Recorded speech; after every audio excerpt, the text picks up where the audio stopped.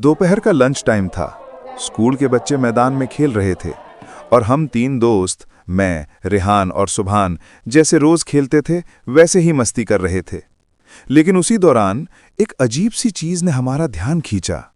सीढ़ियों के ऊपर जाकर स्कूल की छत का दरवाजा आज खुला हुआ था, जो आमतौर पर हमेशा बंद रहता था।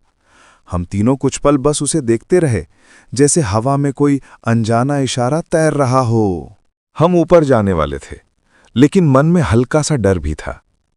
मैंने रेहान और सुहान को कहा कि मैं नीचे ही रहूंगा और देखूंगा कि कोई टीचर या प्रिंसिपल तो नहीं आ रहा।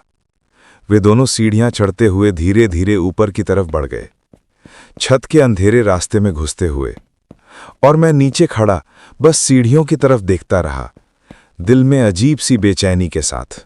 कुछ सेकंड बाद ऊपर से हल्की सी सरसराहट सुनाई दी, जैसे हवा किसी पुराने कमरे में अटक गई हो।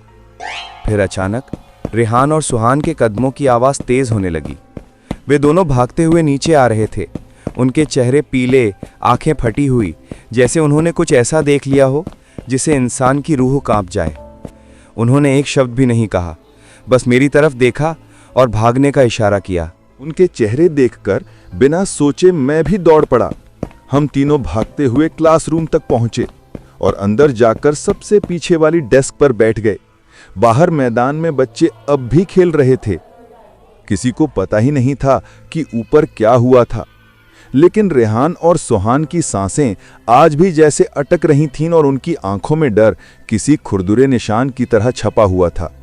कुछ देर बाद जब उनकी सांसें थोड़ी ठीक हुईं, तब उन्होंने जो बताया उसने मेरे पैरों तले जमीन खींच ली।